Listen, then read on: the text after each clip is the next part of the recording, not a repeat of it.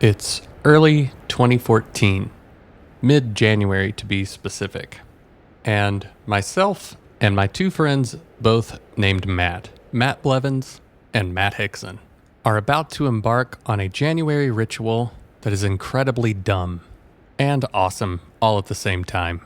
We are about to embark on an annual January cold weather camping trip. We plan to meet up in the mountains with many of the luminaries from the Inca High School class of 2004 and subsequent years around that time period. We've got all the cold weather camping gear in the car and sleeping bags packed. We're ready to endure. Now, I don't make it every year to this event. In fact, I haven't been in a couple of years because, alright, let's face it, I'm a little baby and I like the heat. But this particular year, I was ready to go. However, the flying spaghetti monster, or whatever it is that you believe in, had different plans for me and the two Matts. We're staying the night at Hixon's place, and we plan to get up in the morning and head out to the campground, which is about an hour away. But when we woke up the next morning, it was pouring snow. Something that you really rarely see here in North Carolina anymore. And there was no way we were going to get out to the campground with this kind of snow. So after pontificating for a bit if we could actually make it, we decided to throw in the towel and realized that, well, we were all going to be camping, just it would be at Hixon's house instead. Which, it's fine. It's warmer. And I was in very pleasant company. The double Matts and Hixon's wife at the time, who we love dearly and cooked so much food for us that weekend, so thanks a ton if you're listening, Tia. So all in all, it was a really cozy weekend. Just the four of us, snowed in a cozy house in the mountains. At least, I thought there was only four of us. So we all spend the day laughing and having a couple of beers, doing what we would be doing at the campground, but just at Matt's place. And eventually it got dark, and it was time for everybody to turn in for the night. Now, I've stated on this show many times that I am a consummate night owl. I can literally never sleep. Why, God? Why? So I decide to stay up for a little while by myself, have a few beers, and watch NoFX Backstage Passport because, well, it's a great show. But as I was sitting there, I could not help the feeling that I wasn't alone, even though I knew that everybody had gone to bed. I continue watching TV for a little while, and then out of the corner of my eye, I see some movement. I look up to see who's standing there, but by the time my eyes focus on the dark room connected to the living room, I can't see anybody in there. I was frankly a bit blown away that there wasn't somebody standing there because the vision that I saw out of the corner of my eye was somebody walking through that dark room. After staring into the dark for a little bit and not seeing somebody manifest, I decide that it was probably just my eyes playing tricks on me, and I continue watching the program. The guys in NoFX are getting into some sort of mischief in Singapore, entertaining as always. But then I see it again.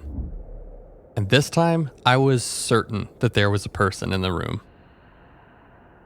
I get up off the couch, and I start walking over into the dark room connected to the living room, because I am convinced that somebody is messing with me at this point. I poke my head through the doorway, and expect to see Matt or somebody huddled in a corner giggling, but there's nobody there. I express a mental WTF, and try to just chalk it up to my eyes playing tricks on me again. But at this point, I'm actually starting to get a little bit creeped out.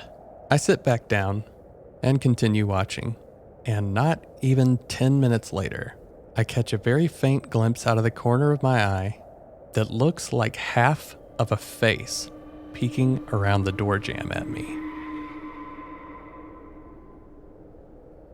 I do not look directly in that direction, but I watch what I think I'm seeing out of the corner of my eye for a second, when finally, I turn and look directly at it.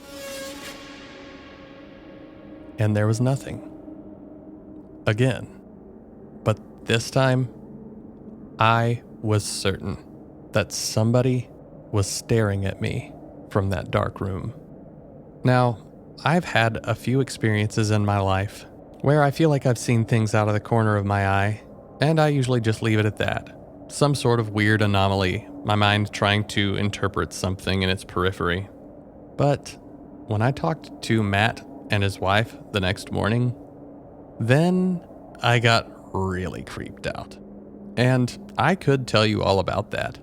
But I think it's probably better that you hear it from Matt Hixon himself, because he lived there until whatever was going on there was one of the reasons he moved out.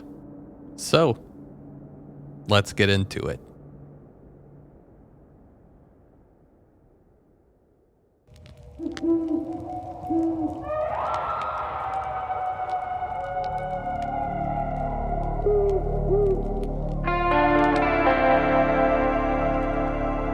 The Appalachian Mountains are some of the oldest in the world, and we just happen to live in them. One thing we can tell you, there are ghosts in the mountains.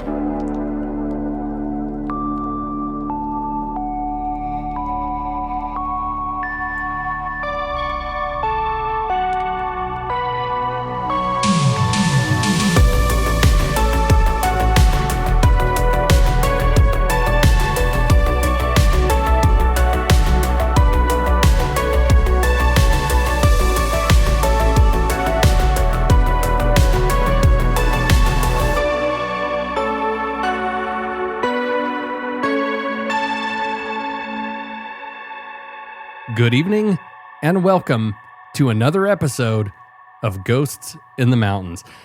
I am your rambling on for 6 minutes host, Caleb Hanks, and I am always stoked to be here with my co-host, my great compadre, Mr. Austin Burgess. Brother, how are you doing this evening? It's been a day. Been on the road for work. Came home, almost burned my house down, and now I'm here. So, overall pretty good day. Yeah, well, I feel, I was describing to my parents earlier that I just feel like I'm shot out of a cannon every day and I just fall into bed smoldering because, yeah, it has been a day.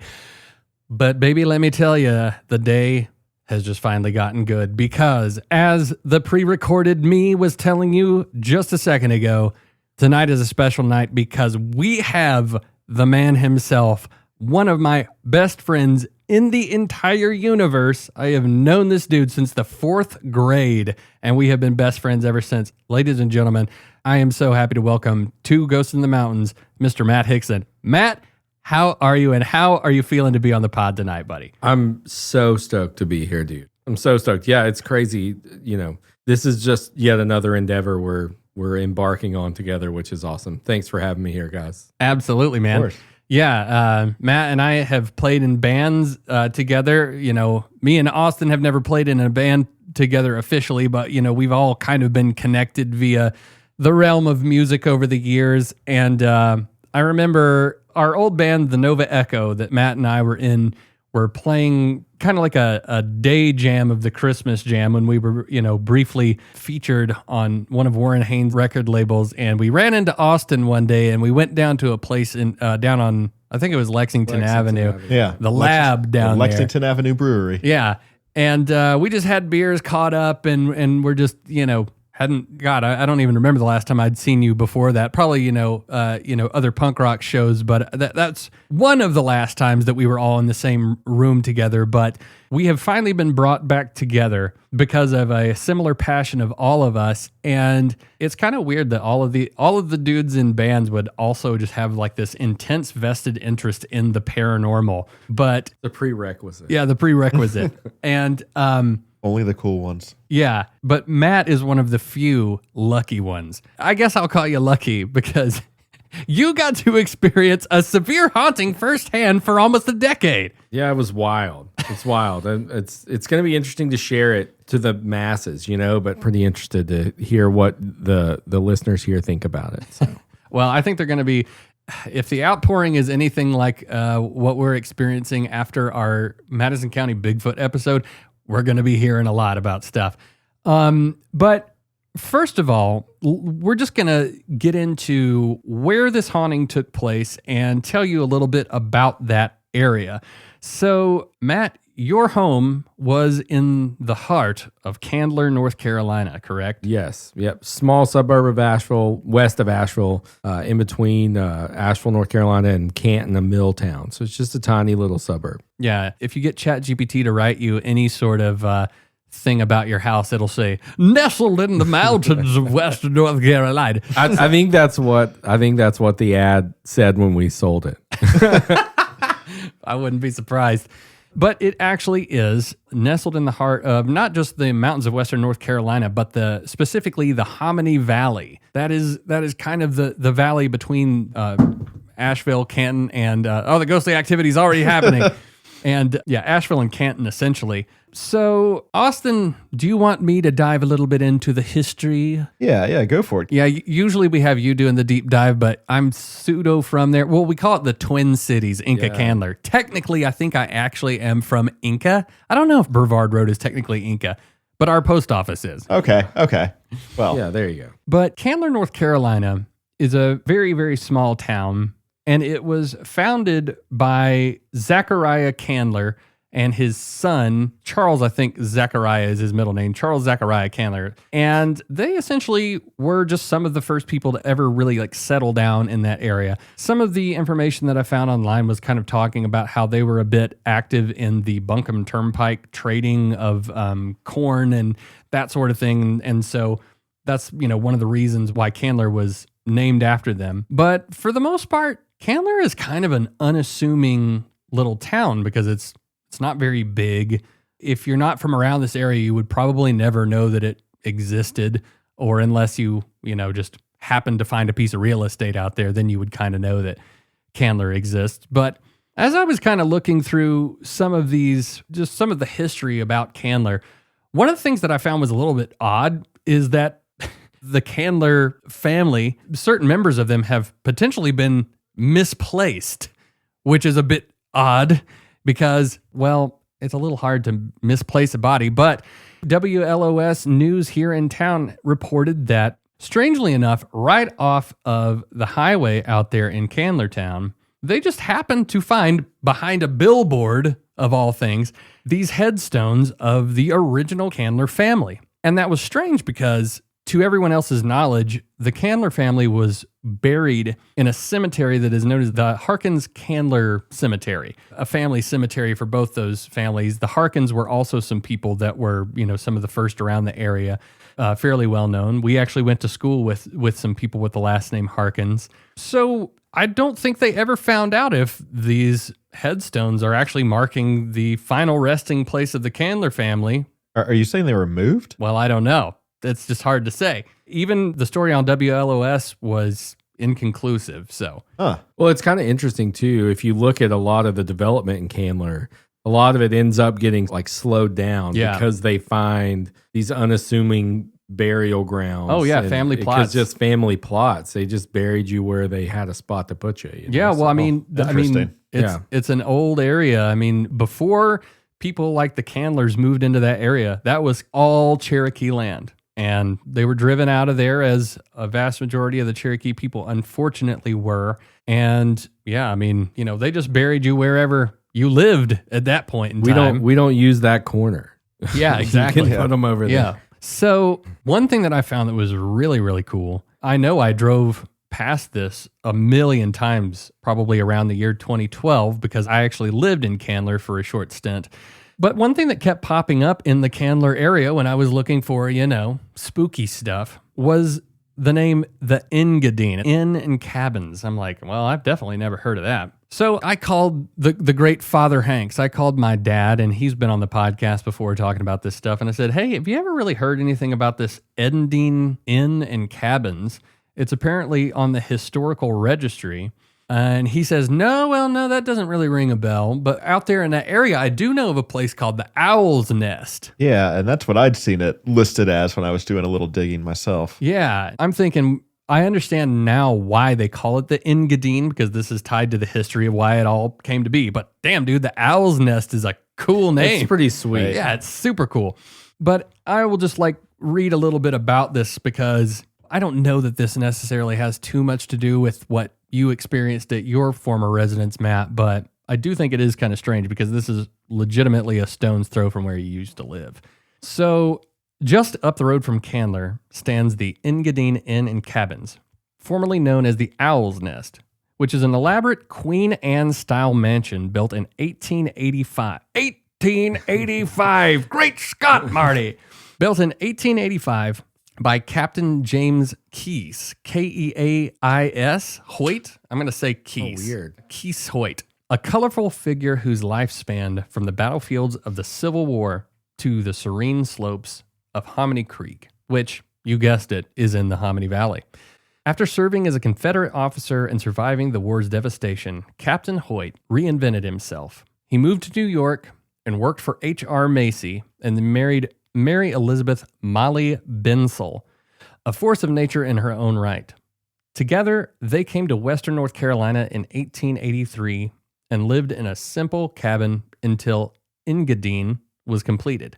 A 26-room mansion with unheard of luxuries for the mountains at that time, including, get this, electricity, central heating, and indoor plumbing. And this was what year again? Think 1883. Wow. So the Engadine, so hard to pronounce this damn thing, Engadine became a beacon of high society in Hominy Valley. Captain Hoyt established a vineyard and threw lavish parties that attracted visitors from near and far, including customers from the Vanderbilt family. You cannot go anywhere in this time period without running into the Vanderbilts. Those damn occultists. Those damn Illuminati.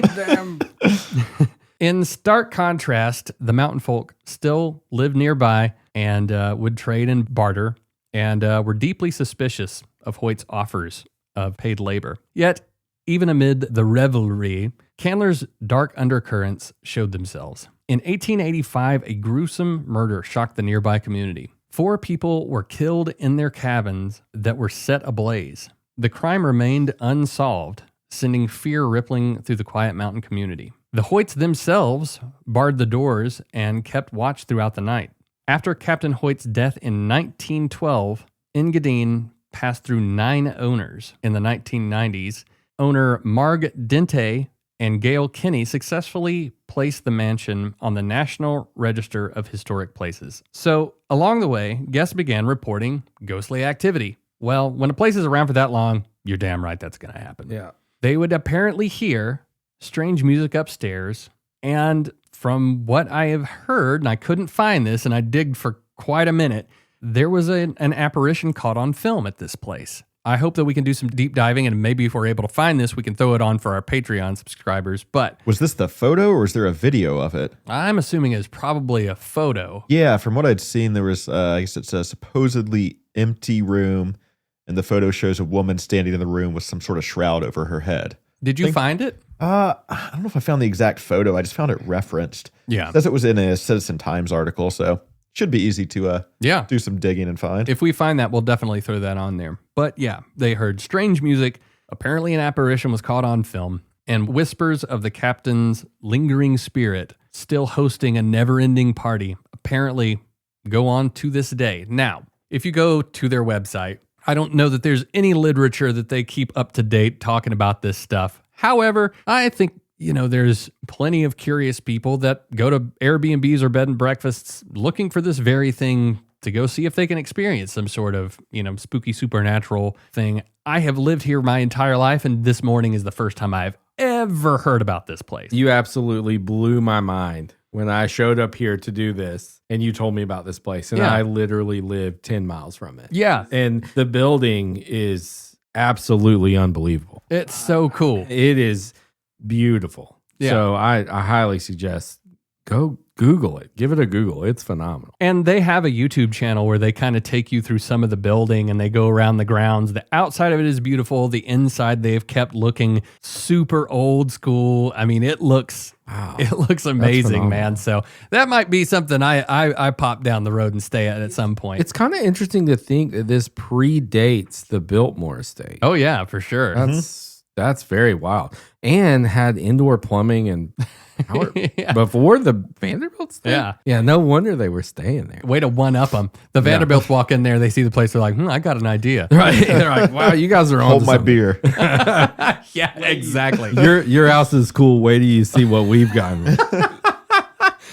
But, while we were doing a little bit of digging, I kind of threw a fast one at Austin this week because Hixon got freed up really quick. And I was like, dude, we got to get him in here to talk about this stuff. So we had a show planned. And then literally like within 24 hours, Austin had to switch gears. Like I've mentioned before, we both work full-time jobs. We take kind of throughout the week to be able to prep for these shows. So Austin didn't get as much time as he wanted to. So sorry, dude. I totally stepped on you in that regard. But being the consummate researcher that you are, you were able to look a little bit into this stuff. And so you found some things that I was completely unaware of. Do you want to get into some of that now? Yeah, sure. I mean, I think one of the main predominant areas outside of the Owl's Nest, or that's what I found it referenced as, was known as the Stony Fork Picnic Area. I'm not sure if you guys are familiar with that or have seen it, passed by it in the past. I think it's kind of a old rundown from the descriptions and pictures I've seen. It's located off Pisgah Highway. Some people refer to it as the Stony Fork Park, but it supposedly has a little bit of a haunted history as well. I think part of this is probably local lore, some of the urban legend that chalked up to some of this, but some of the descriptions have listed it as a former Native American Cherokee burial ground. I didn't find anything to really corroborate that. I think, as we found on this podcast, a lot of times if you want to add some lore or layer of spookiness to a story, you kind of, unfortunately, incorrectly attribute some Cherokee legend to it. So it could be a case of that, or, there could be some truth to it. I wouldn't be surprised that there were some Cherokee buried there because, that was Cherokee land. Yeah, for sure. So there's probably a lot of deep history there. But yeah, you're right. It's pretty easy to just slap the tag of Cherokee burial ground. Yeah, exactly. And then another kind of rumor that gets associated with it is that it was an old body dump site during the Prohibition era, during some of the moonshiners and all that going on, which I think that's pretty predominantly referenced in all the accounts I could find on it. So there might be some truth to that one. But what I think really kind of connects this area to the spooky paranormal world is that there were remains found there of Judy Smith, which was a unsolved murder from 1997. Not sure if you guys were really familiar with this. As I mentioned, it's still technically an unsolved case, but a lot of evidence has brought people to suspect that the serial killer Gary Michael Hilton was involved with this. And I think that's a name that some of you guys might be at least familiar with. Yeah, for sure. Gary Michael Hilton was brought to my attention via a documentary on Hulu. And you and I talked about this documentary a couple of years back. Yeah, I think my dad was actually invited to be on this. We were at old phone was associated to his name, and I think public records had it under that. It was my phone at the time, but I was called by a Hulu documentary filmmaker, basically saying he was making a documentary on the National Forest serial killer, who is Gary Hilton, and asked if my dad wanted to be involved with that as a former forest ranger. Not something that he really wanted to recount or be involved in, but I do think it's interesting that kind of had a little bit of a synchronicity tie-in to us on a personal level. No doubt. And you said the remains of the person that were found, it was a woman named Judy Smith? Judy Smith, yeah. What year did they find her remains? It was 1997. Okay, so that's when they found her. Yeah. Well, if you're unfamiliar with Gary Michael Hilton, let me be clear in saying that I don't want to in any way celebritize the legacy of this absolute demonic piece of human trash. Gary Michael Hilton apparently had killed multiple people from, I don't know. I mean, I know that he was potentially killing people in the 80s. We know for a fact he was killing people in the 90s, and that went on into the 2000s. And in fact, I believe that one of the last few people that he killed, there was an elderly couple that was murdered on the Blue Ridge Parkway that I used to drive at night by myself. Matt, you and my brother and our friend Justin Biltnen used to drive that parkway, frequently. I used to go up there and just stargaze. And turns out that right around that time that I would be spending time on the parkway, this dude was around. He would kind of go all the way from Florida up through Georgia and into North Carolina, kind of in this circular pattern. And over the decades, he killed multiple people. And I believe he is, maybe they've moved him, but the last I heard, I think in the documentary, they said that he was in a penitentiary in, I think, Tallahassee, Florida. I could be wrong about that, but I'm almost certain that he was being held in Florida. But as we've kind of talked about, referencing our Helen Clevenger episode, anytime you have somebody that is murdered in cold blood, there is at least somebody that experiences something. I don't want to say always, but it's pretty frequent that people experience things like that. So. Yeah, and I think once you have a story attached to that place, it becomes easy to, spread some of this paranormal lore associated with that. But there are apparently some experiences that have happened at the Stony Fork picnic area. Don't know if either of you are familiar with Asheville Paranormal Society founder Sarah Harrison. Is that someone either of you have come across? And I feel like I've heard the name of that group, but I don't know the. I definitely have heard. Yeah, apparently she did an investigation of the area because she'd had reports of ghostly entities. Sometimes it was of a small child, other was of a man. But she claimed that her team, when investigating, heard unexplained footsteps behind them, and they were very uncomfortable the whole time. But outside of that, they didn't find anything. But still interesting that it's drawn some attention from some of these paranormal society investigation groups. Right. Yeah. It's funny. We're like, oh yeah, man, we gotta fill up the hour, dude. We're already a half an hour. Oh, wow, we're good. Really? So I think it's a good time to. This is a good time to get into the meat and potatoes of this whole thing. Matt Hixon, you have traveled far and wide to be at the podcast tonight. So far and wide. Yeah. I came roughly 12 miles. It was exhausting. So I hope you enjoyed my dramatization because that is all 100% true. Yeah, and it's kind of interesting.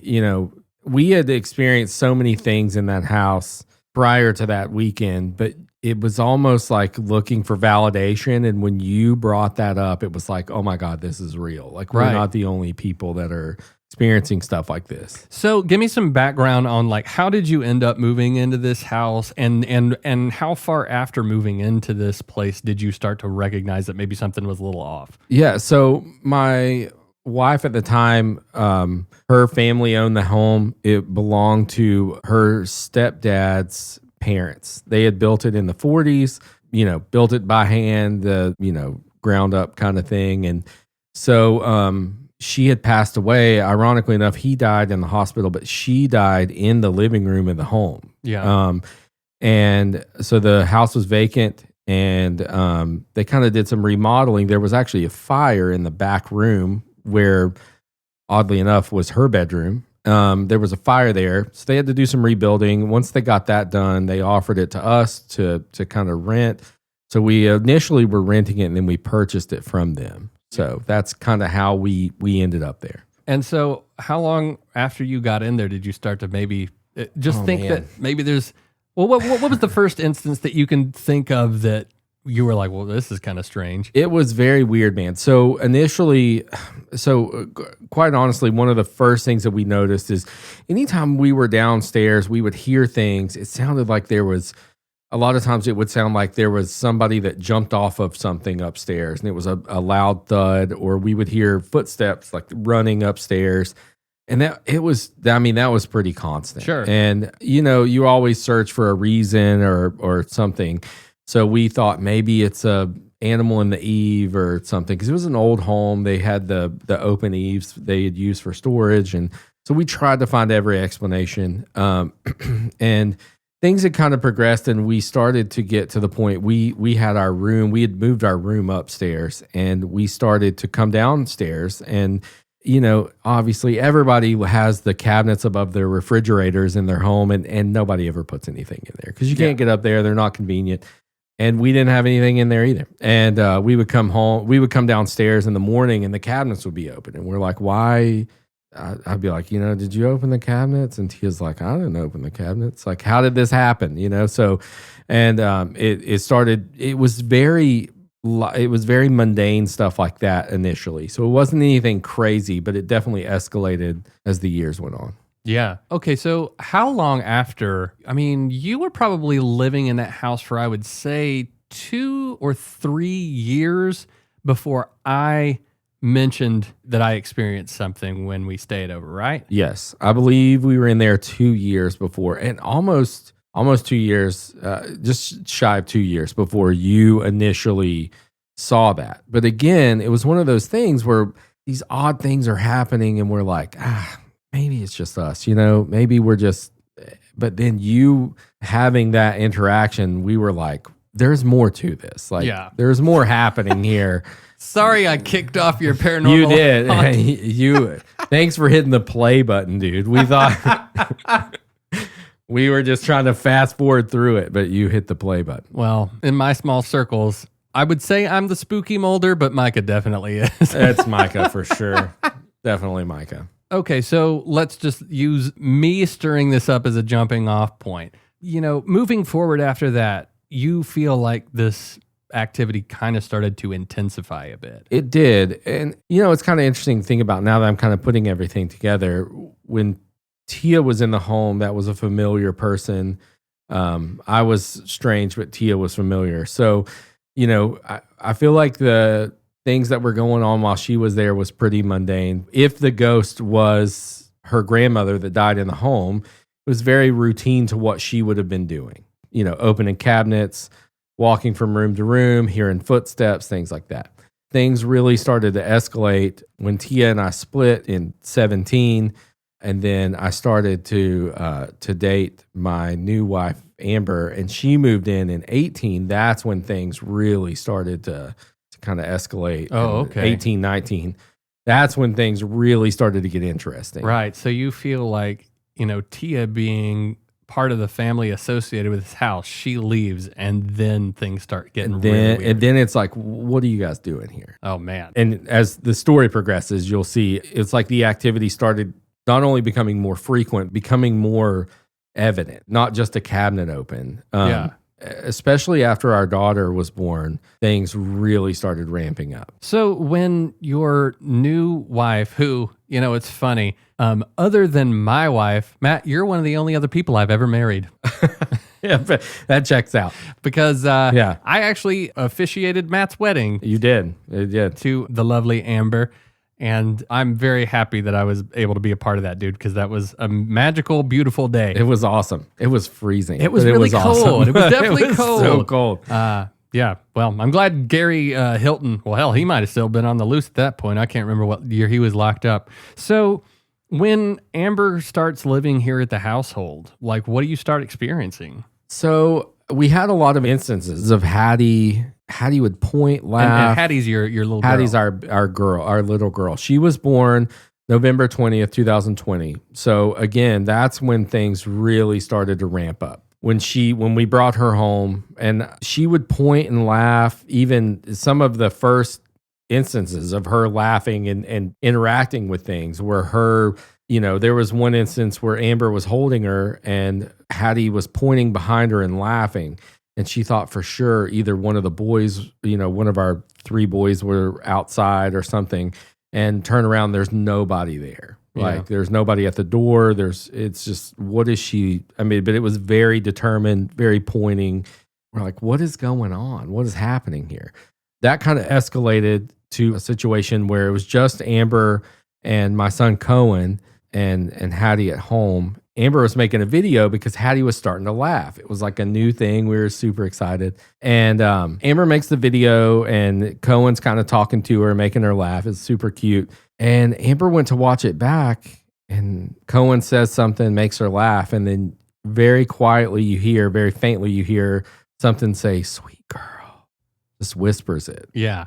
So I remember when Amber played this video for me, and dude, it was kind of wonderful because if this is the wrong time frame, you tell me, but I almost remember it was like late summer, borderline, it's just starting to feel fall. Probably. And we're having a bonfire right outside this residence.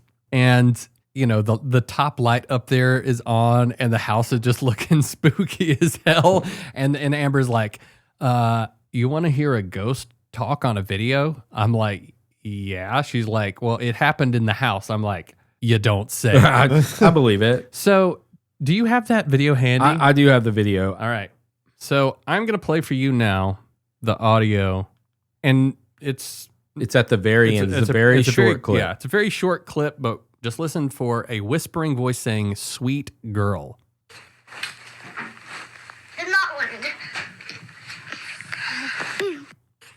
Well, I definitely heard it. Here it comes again.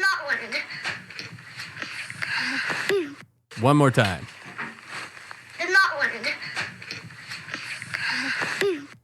So, if you want to provide the video for the Patreon people, That's fine. They can totally have no, it. no worries if not. It's just Hattie looking cute. So I'm for it. Yeah.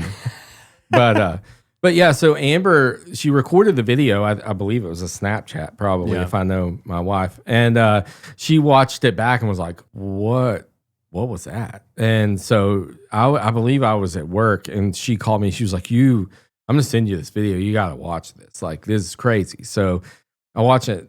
I was like, holy like, this is very weird. Like, and so we added that to her pointing and laughing and all of these things at empty rooms and empty doors. And we're like, okay, this is getting weirder. So I will say that it does seem as though the ghost of the grandmother at least was coming around to Hattie. She was stoked to see Hattie. Yeah. Yeah. She was very thrilled for Hattie. We just kind of attributed it to it's a new person.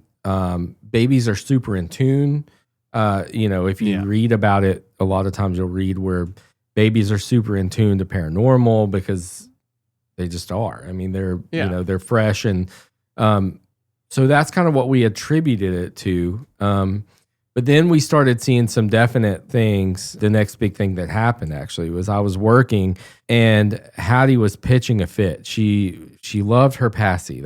She had to have it. And I was on my way to work. I worked in Franklin, which was about an hour away. And Amber called me. She's like, I can't find her passy. She's freaking out. And I'm like, just put her in her swing and take a second. Just walk away, take a second, and she's safe there. It'll rock her to sleep, even without the passy. So keep in mind, wide open living room. She puts her in the swing. She's been looking for the passy, can't find it. Puts her in the swing, goes into our room, which was literally attached to the living room. So it's not like she walked, a mile away. She walked 5 feet away and just took a second, came back, and the passy was underneath the swing. Yeah. And she called me and she was like, what? So the video happened, and now we have this passy was nowhere to be found. Yeah. And then all of a sudden the passy's underneath Hattie's swing, and she's like, this is getting weirder. Like, what is happening here? Well, the other side of that that's kind of bizarre is like, it's not a super huge place. It's a 1,400 square foot farmhouse. Yeah. It's tiny. I mean, you can lose something anywhere, but it's kind of hard. Not to mention she had 3,400 of them. Yeah. It's basically like a McDonald's ball pit full of passies. So, usually anytime you turn around, there's passies somewhere, and magically there's none to be found. And then one just turns up literally laying perfectly underneath the swing. Well, this isn't completely paranormal, but I did want to bring this up to Austin just because it's creepy as hell in a totally different way. One night, Hixon calls me up, and he's like, dude, and I hope you don't mind me telling this story. You can tell it if you want, but I want to tell it. You tell it. So Matt's son, Cohen, says, there's a light outside my window. Oh, yeah, this happened later. Yeah. This happened later. So he's saying, there's like a weird light that's like coming in up to my window. And I'm like, God, they got ghosts. These people are now they're gonna get abducted.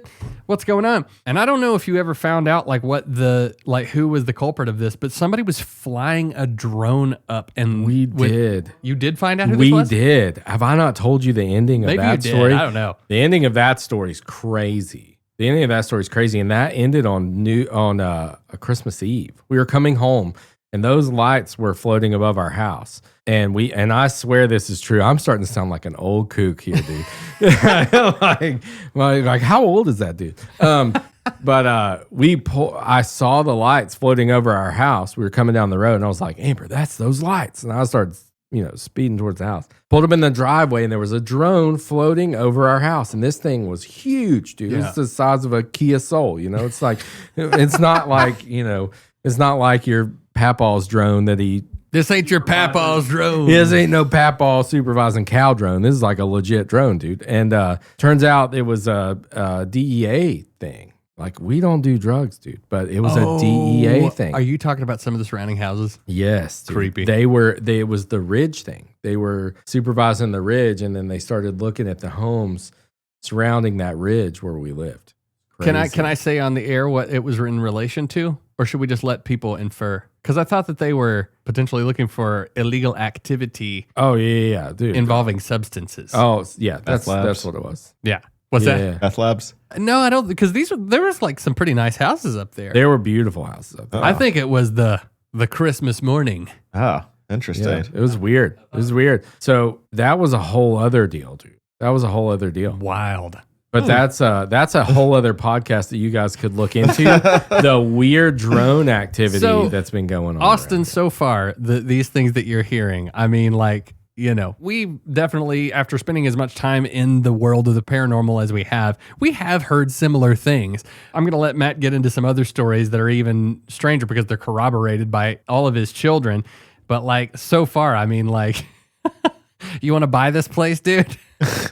Well, I mean, I think the children being sensitive to it is something we've ran across multiple times, whether it's talking about like the Pink Lady to Grove Park Inn, making herself more present to children. Good point. Or like even in the Smith McDowell House episode, how it was the children going through on the tour that were experiencing something specific that the adults in the same room were not even picking up on. So I think there is something there to children just being more in tune to something. So You want to hear something real stupid? what's that? I told my mom and dad when I was real little that I saw a leprechaun. Did you see a leprechaun? Let me just say this. I remember seeing some things when I was a kid, and now it makes a lot more sense that I had fallen asleep and I started dreaming these things. Okay. But I have some memories of some shit that I saw when I was a kid that when I was little, I would have sworn to you that they were real. And one thing that I saw in particular is burned into my mind, and I remember it so clearly. It's like I saw it yesterday, and it was weird as shit. And what was it? Was it the leprechaun? Well, I don't remember exactly seeing a leprechaun when I was a kid. I think I think my imagination was just being silly, and I was just pretending. I think I've told you about this before, but I'm fairly certain I just fell asleep on the way back from Bent Creek, which was a popular place that we used to walk.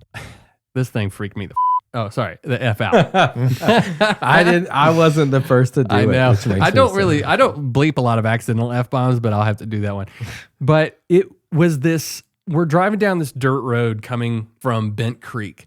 And I remember as a little kid, this is what my memory was.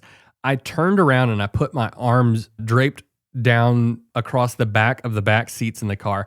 And as I was looking out the back window of the car, I saw this thing that looked like a pelvis with legs walking very janky. That sounds horrifying. Yeah. But it was made out of lichens from the woods. And I remember specifically, I mean, I still remember exactly what this thing looks like. And I'm going to say I do think that it was just me dreaming. I think I might just fallen asleep super quick when we got in the car. But I remember this thing. It looked like a pelvis made out of lichens. The legs were about the size of a bone, but the joints and all of that were covered in other lichens, like would be on a tree. And this thing was walking jangly behind the car. And I remember being intensely freaked out by it. You're like, what is So sorry to derail us on this crazy ass story, but getting into, again, seeing strange things when you're a kid, one of the most prominent things that you told me was what all three of your boys saw. Yes. Yeah. So it's funny because Cohen is texting me. He's like, you got to tell him about this drumstick. Cohen, buddy, we're going to tell him all about, what you witnessed. And also Cohen and the rest of the boys, they're all incredibly talented. They're all incredible. They're like sports superstars. We're man. like super lucky. Yeah. Super lucky. They're all super, super sweet, and they kind of kill at Fortnite. I get to play with them They're sometimes. moving into Call of Duty now, which is Are you super serious? weird. They're like Whoa, basically grown-ups. They're grown men Next, now. they're driving, Yeah. So, so one of the craziest stories, because obviously all of this weird stuff, you insulate your kids from it. You're not like, hey boys, gather around. Let me tell you about the passy.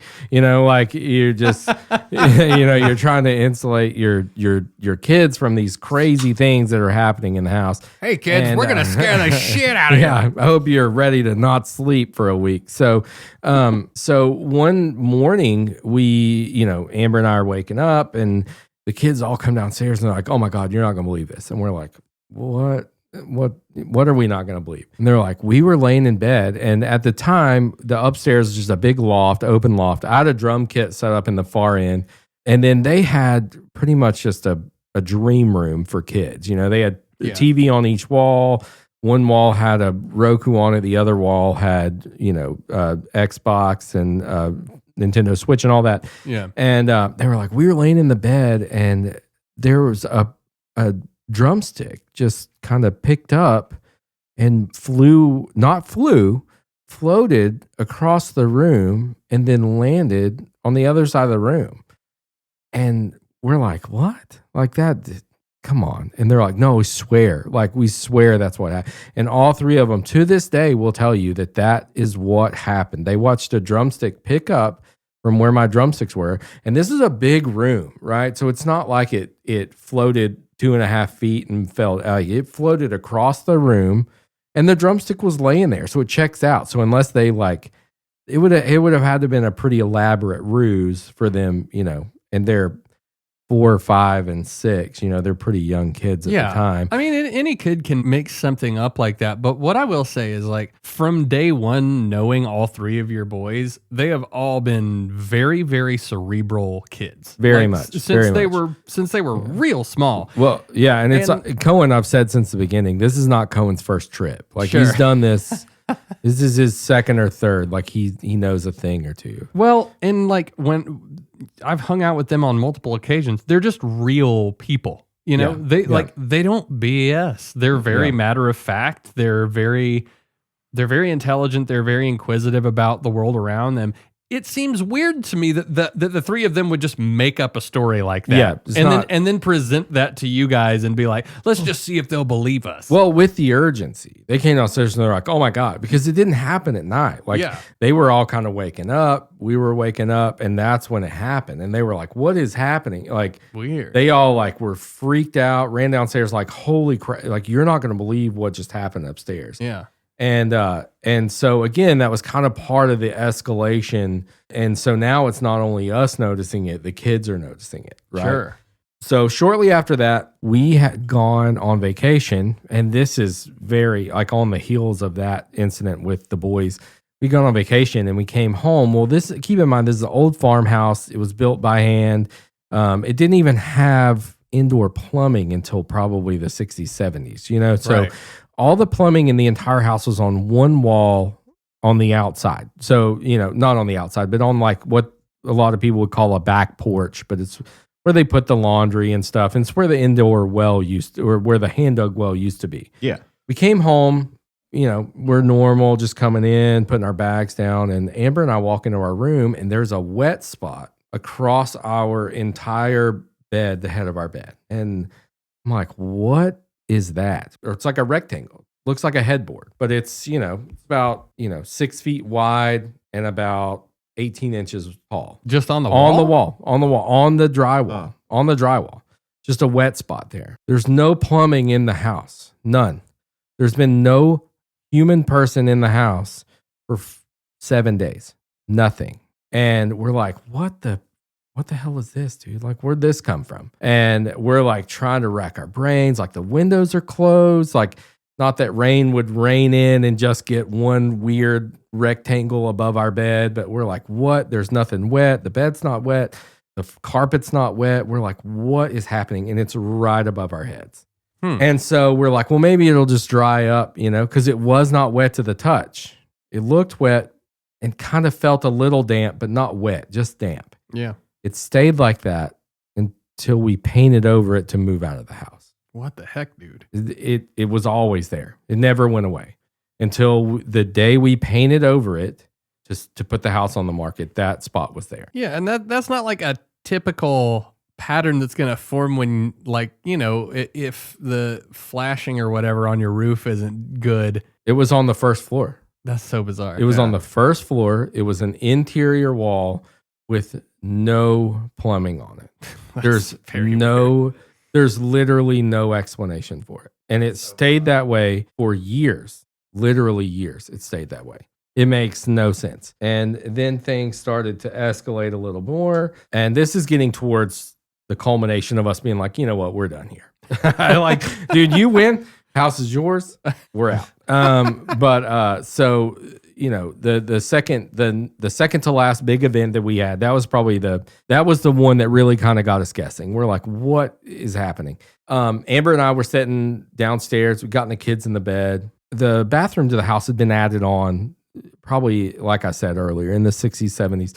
Indoor plumbing. Apparently, only the Everdeen had it. The Engadine or whatever. Engadine. The Engadine. No, the Engadine and Engadine. Yeah, the right. Engadine and the Vanderbilts are the only ones that had it until The Engadine, the Vanderbilt, and you. Yeah, and then we got it in the 70s and we were thrilled. So roughly 100 years later, we jumped on the bandwagon. But so we were sitting, and I'll never forget. This is one of the most vivid things, probably the second most vivid thing that happened in that house. The bathroom was tiny. I mean, a fart would give you a concussion. It was tiny, and had one window in it, but the window was always closed. Didn't even have a ventilation fan. Like there was nothing there, and it had no heat. So the only heat or air that you would get is when the door was open, or if you had a space heater in there. Mm-hmm.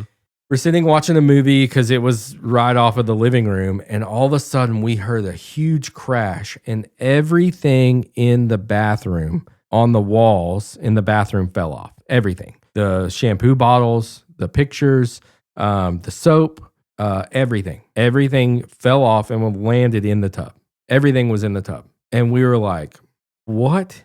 What is this, dude? Like, there's no way to explain. There's literally no way to explain. Honestly, your house is like up on a hill. Yeah. You're not close to the road. You're not going to get any sort of reverberation from that. You're not near a railroad. No. A meteor would have had to hit your house. Yeah. And for everything to fall off. It wasn't like one I mean, dude, come on. One shampoo bottle sometimes will get wild and kind of fall off, you know. But for everything on the walls, everything to fall off. Yeah. And end up in the tub, we're like, come on, dude. Right. Like, what is happening here, you know? And so that was kind of when Amber and I started to be like, this is getting too much. You know, like it's escalating and it's escalating. There's more and more. It's becoming not only more prominent, but like it's happening while we're awake. Like while we're here. Like, yeah, and I think it's obviously getting more physical. Yeah, more physical. And so the last thing that happened was the final straw, and I think it would be for anybody. Because, you know, when you have kids, the only time you get with your spouse is when you get them in the bed and you can have a minute. And so we got all the kids asleep, and we're sitting watching TV, and we hear this commotion in our kitchen. And we're like, well, that's weird. What is that? So we go in the kitchen, and there's nothing in the sink, nothing. And there was a knife laying in the middle of our kitchen floor. The middle. It's not like it fell off of the counter because we have a knife block, you know, like there's a knife laying in the middle of the floor. Now, am I saying this was a malicious spirit? Am I saying that this thing was out to get us? That's not what I'm saying. But Amber would definitely corroborate the fact that we hear this commotion in our kitchen and we run in there because there's no dishes in the sink and there's a knife laying in the middle of our kitchen floor. And we're like, you know what? This is it. Like, dude, you win.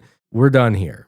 And so shortly after that was when we threw in the towel. I think when you're in a house that's been experiencing something like this for as long as you guys had, and then you have all of this ramp up physical activity that is starting to manifest, and then you get a knife in the middle of a floor, that to me would almost be kind of a message. Yeah. We're like, we're done here. Okay. Like, we hear you, dude. Like, you can have the house. And you were literally out of the house in months after that. Yeah, in months. Yeah. It was not even months, actually. It was probably just a few weeks. Yeah, because we got an apartment and we moved out. So we were living in another apartment. And I was telling you earlier, it's kind of interesting. We decided not only are we going to get an apartment, like we're throwing all this stuff away. Like, you can have it all, dude. Like, right. we're done with all of it. We kept a very, very, very minimal amount of things from that home. And we were talking about before the podcast, you purposefully did not keep a lot of stuff from that house because you ascribe to a thing that I ascribe to as well, which is this idea that this stuff can follow you. Yes, absolutely. That was like front of mind for you and Amber. Yes. That was a huge thing for us because we were like, it's interesting. We have some very dear friends who had an instance of something that they felt was following them. And so that was on the forefront of our mind. Like, we don't want anything attached that this thing could have attached itself to. It's not worth it to us. Sure. We would rather just start over. And that's what we did. Man, well, number one, dude, I just want to thank you for taking the time to come and talk to us about this because this is... I'm so grateful to have had the chance. Austin, thank you, dude. I'm so thankful to have had the chance to be here. Dude, awesome. Well, it's very wild for me to hear that you guys had this kind of experience in a place where when I was staying at the house and I experienced what I was experiencing, we had never talked about this. I did not know that this was a thing, and I'm sorry if I did hit the play button on it all. Well, that again, I think that was what was so cool in hindsight. Yeah, that's what it's such a validating thing for you to have brought that up because we're like, dude, we've been living with this for almost 2 years at this point, you know, and we thought we were crazy. We were trying to come up with all the excuses and all the reasons. And then you were like, hey, dude, there's a lady walking. And I'm like, there is. That's so crazy. So, Austin, what are your thoughts on this whole thing after hearing his story? Because you have, you've met Matt, but you haven't been in touch with him since he experienced this whole thing. And obviously, you have a vested interest in paranormal activity. What is your take on this whole thing? Yeah. So I think what we've kind of come across in various episodes of this is there's kind of two different, probably more than two, but for this example, I'll just mention two different kinds of spirits. One are some that's more like a window in time. Like you see them, you see evidence of them, but they're not really interacting with you. But what you're describing is something that's directly trying to make some sort of contact or send some sort of message, it seems like, at least. It was very weird. Yeah. And it became very, and again, that's what got so weird is towards the end is like, this thing is obviously trying to get our attention. Yeah, and for sure. It became very, and this is coming from someone, again, I did this for years. I worked with Lemur. I worked with Micah, Caleb's brother, in the past and did ghost hunts and did all of these things. So this is not a foreign thing to me. And so for this to be happening at my house, I'm like, this is real, dude. This is happening. We always talk about some people being more perceptive to it. Was this your first experience with paranormal activity, or did you have some other instances? No. I've had quite a few others. Yeah. Well, hey, real quick, actually, because I do know about some of your paranormal occurrences. Would you guys be cool with taking a 3-minute break and then let's come back for another 10 and let Matt wrap up on some of the other stuff? Because for our listeners at home, it was literally the last episode that Micah Hanks told about a UFO experience where you were one of the people that saw the damn thing and he did not. I was, yeah, that's so true. I think that we would be remiss if you did not talk about that. Let's do it. All right, we will be right back. And when we come back, we are going to hear from the horse's mouth somebody that saw a damn UFO on the Blue Ridge Parkway here in Western North Carolina. We are Ghosts in the Mountains. We will be back shortly.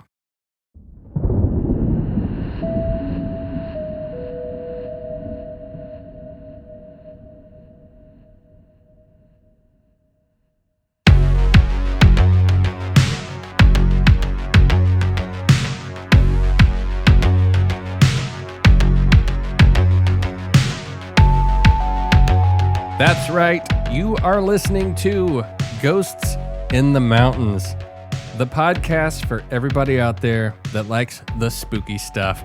And tonight has been, it has been an awesome night for me. Dude, you are my best friend in the whole world. You know that? Same. Yeah.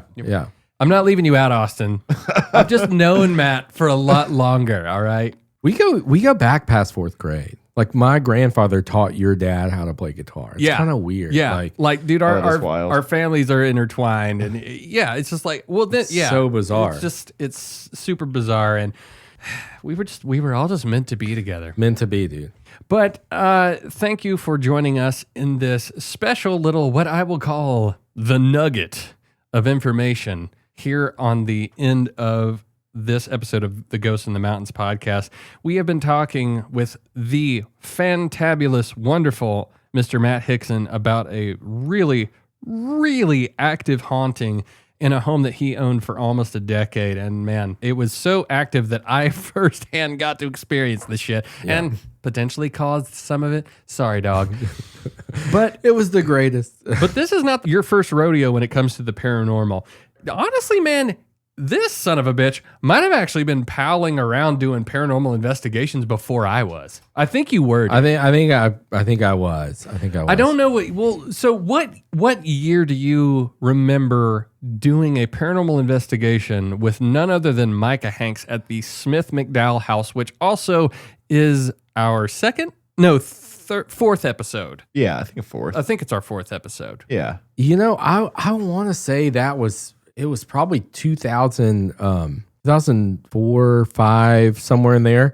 It was years ago. We did it with the Lemur team for a guy named John Kachuba, who was writing a book. I think it was much earlier than that because I graduated high school, so it had to be 2004 at the earliest. I guess that makes sense. But I honestly think it was the summer of 2004 because it was hotter than the hubs of Hades outside, dude.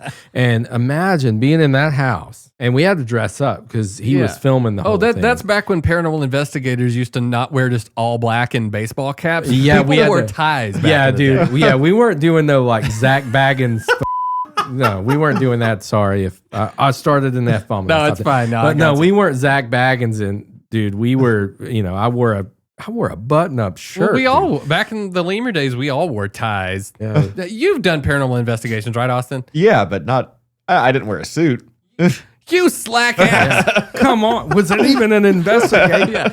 Look, if you're gonna sell the Girl Scout cookies, you gotta wear the uniform. Dude, we weren't doing paranormal hangouts. We're professionals, damn it. No, but so we did that for John Kachuba. He was writing a book called How to Hunt. No, that was Josh. That was Josh. What was Ghost Hunting? Something. Yeah. Well, either way, I purchased the book to see my pictures in it. But yeah, that was my first like real deal ghost hunt that I ever did. Dude, I'm starting to wonder if you're not a dowsing rod for paranormal activity, and maybe I need to start dragging your ass around to some of these things because it's like everywhere you go. I mean, dude, you haven't had the holy trifecta, but you've had the holy duo because you've got two things on your belt. You got ghost activity out the wazoo, and then you get to see a freaking UFO. But before we get into the UFO story, tell me about what you experienced at the Smith McDowell house, because this is not something that everybody experiences. Well, so Smith McDowell was my first foray into actual ghost hunting, and I was elated, dude. I was just a baby fella, just graduating high school, so stoked, that I got to go with. Fella. Well, I was just so stoked that I got to go with the Josh Warren and the Micah Hanks and do a ghost hunt, you know? Dude. And so we went there, and it was for this book too, which was super cool. And so they asked Mike and I to go down to the basement where the slave kitchen was and do EVP. So I was so into that. So we went down there. It was just after dusk. It was super dark, even upstairs in the house. And so we go down into the slave kitchen where there's no light at all. It's absolutely the darkest thing I've ever experienced.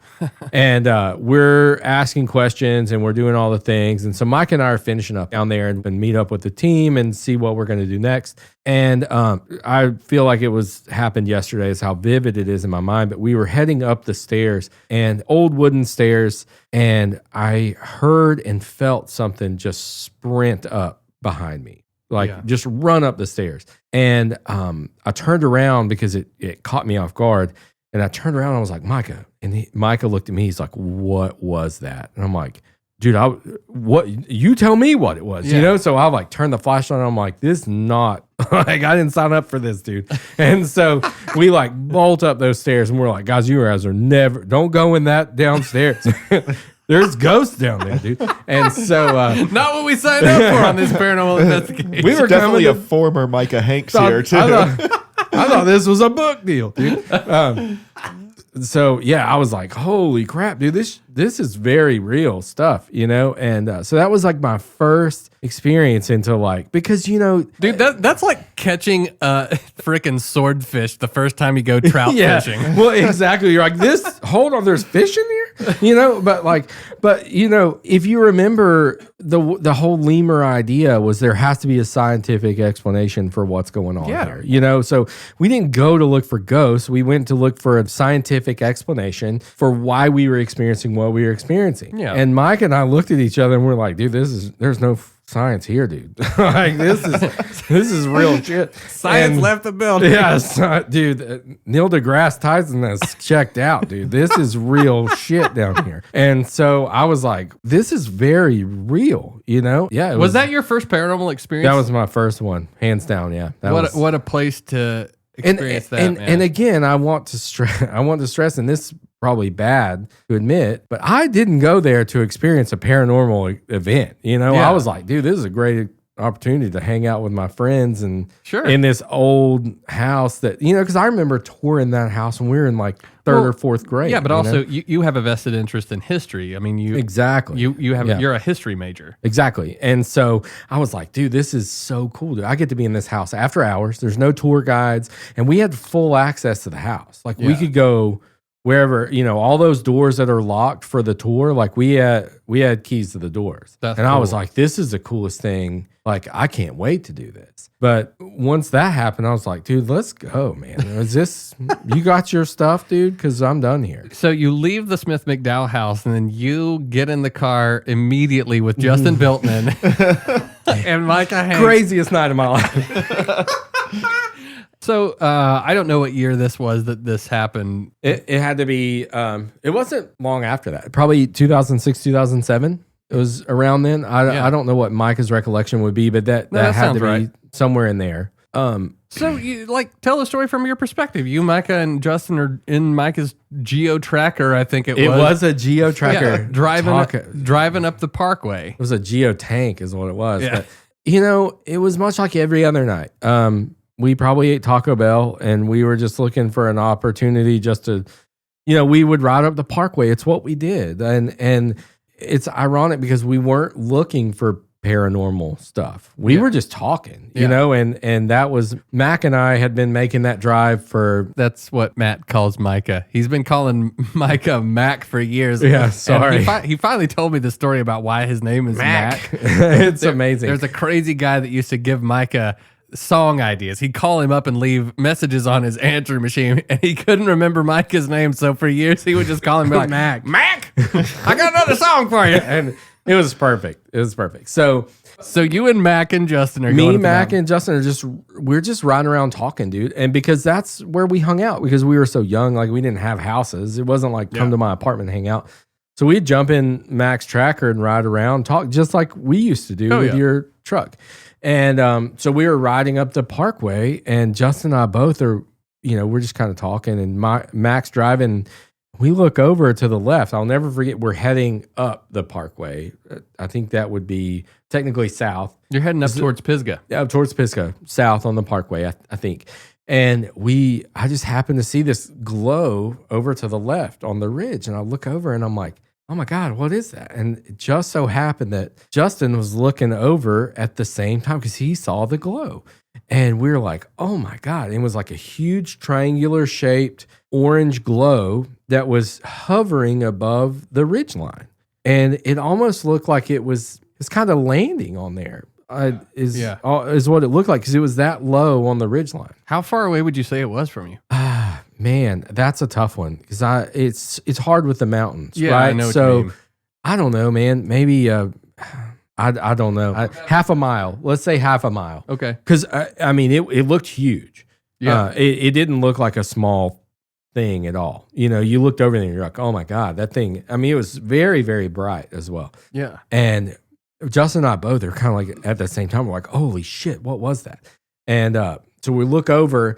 And I remember at that point, Mac was like, "Oh my, what? Hold on!" So he like tries to whip the car around. Yeah, because he doesn't see it. No, he didn't see it. And again, it's one of those validation things.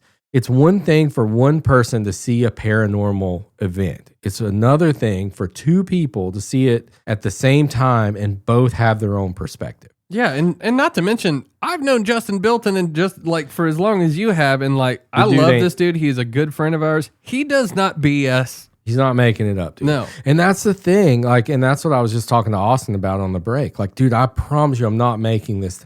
Like, this happened, dude. Like, we legit sold a house because of it. So, Yeah. But anyway, so Mac whips the car around and we start heading back down the mountain trying to see it, and it's completely gone. And we're like, what the hell was that? And Do you remember what Micah's description of what he saw was? I don't because I just remember Micah being so upset that he didn't see it. He was pissed. Which I understand. He saw like a faint red glow in the distance, right? I think what he described, he's definitely corroborating what you and Justin saw, because what he described on our last episode of this podcast was that he saw a red illumination on the trees. Yeah, that's what it was. Yeah. And- that checks out. Yeah. So was the whole triangular craft itself glowing, or were there's points on the craft that were glowing themselves? No, the entire thing was illuminated. Wow. Okay. The entire, and so we started questioning everything. Yeah. We were like, maybe there's a camp up there and it was a tent, because that's what the logical side of me would want to believe. So Sure. Micah being the researcher, Micah looked into everything. Well, we went up there the next day because we were like, hold on a second. We're going to go find the site. So we drove back up there. We hopped on a trail. We hiked for a good ways in there. And then we got derailed by some bears. And so we were like, you know what? Again, it's like, you know what? Screw it. Like, it's not worth getting eaten by a bear to find this site. But Well, I will just say right there, that story is completely corroborated because Micah told the same thing. He said that a bear popped out on the trail. it did. Yeah. And he was like, yo. Well, it was a baby bear popped out on the trail. And I remember Mac being like, you know how Mac gets, he's like, oh God. We're like, Micah goes into Papa mode. yeah. Very quick. And I remember faintly as I was running away, then being like, don't run. And I'm like, I only have to be faster than you two. like, so I was running. Because I just remember them saying, don't run. I'm like, I've heard this story before. Sorry, dog. I'm out of here. Yeah. You guys, good luck with that bear. Wow. But that's the story. And it what Micah says is absolutely true. That's what happened. Well, man, don't run, fam. But unfortunately, we do have to run. Dude, thank you so much for corroborating, number one, that story, but also telling your experience at the Smith McDowell house, because, God, that's another place where it's just the stories just keep coming.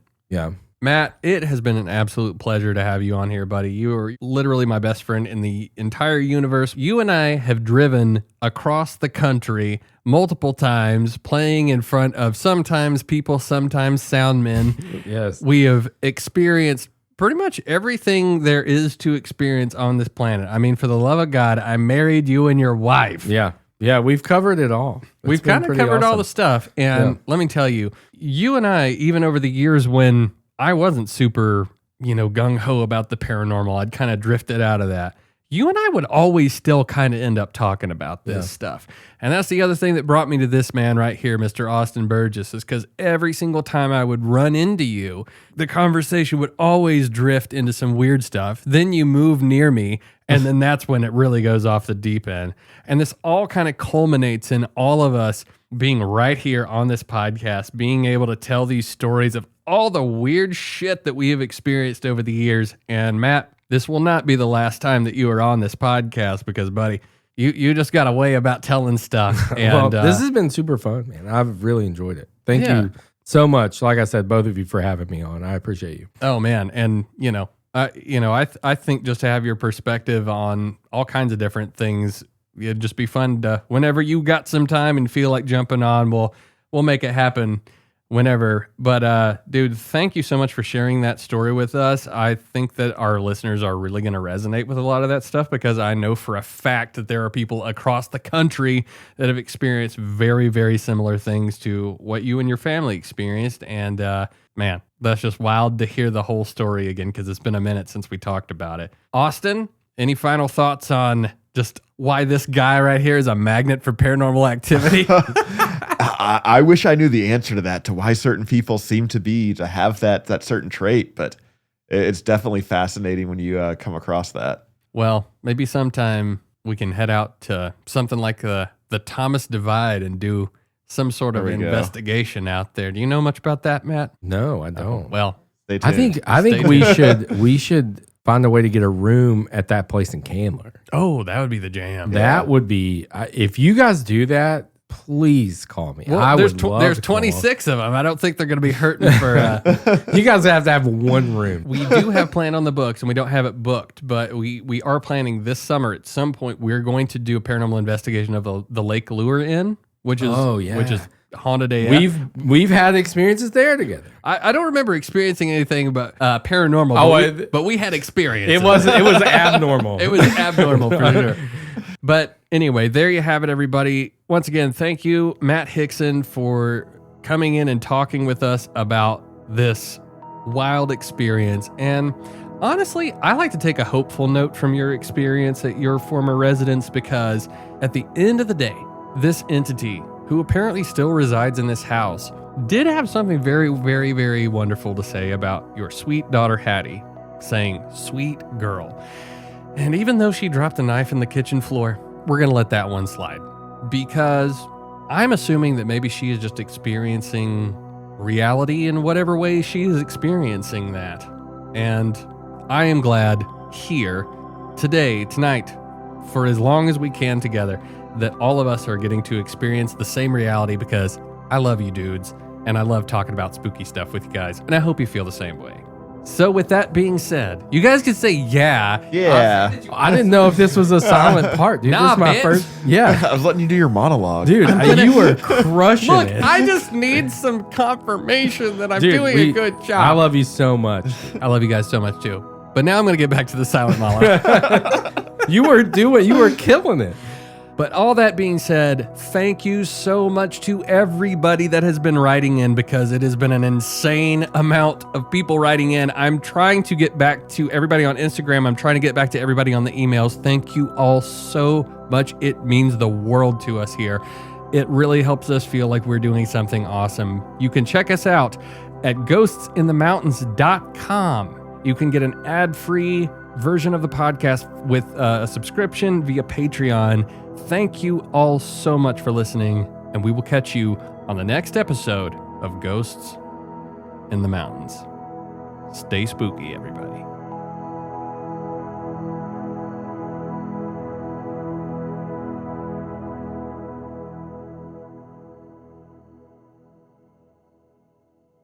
She dropped a knife on the floor? Jesus Christ! Dude, that was fun. Matt, someone's in your house, Matt. Dude, yeah, you ain't. I was just telling Austin, like, that shit is real. I swear to God, that is not embellished. That is real shit. You heard it here first, people. All right, good night, everybody.